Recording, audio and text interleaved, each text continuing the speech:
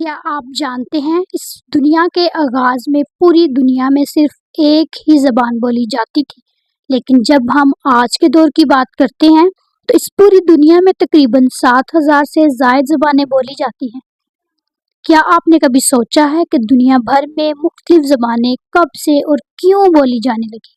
آئے ہم اس ویڈیو میں جانتے ہیں، اس ویڈیو کو آخر تک ضرور دیکھیں۔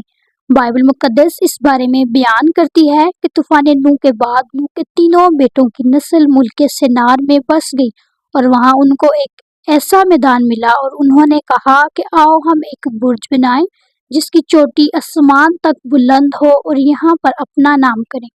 پیدائش کی کتاب 11ویں باب کی پہلی آیت میں درج ہے کہ اس سے پہلے زمین پر صرف ایک ہی زبان بولی جاتی تھی۔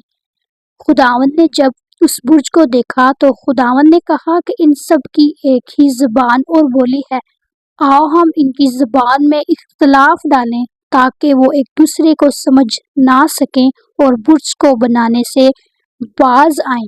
یہاں سے لوگ پوری دنیا میں پراگندہ ہو گئے اور دنیا بھر میں مختلف زبانیں بولی جانے لگیں۔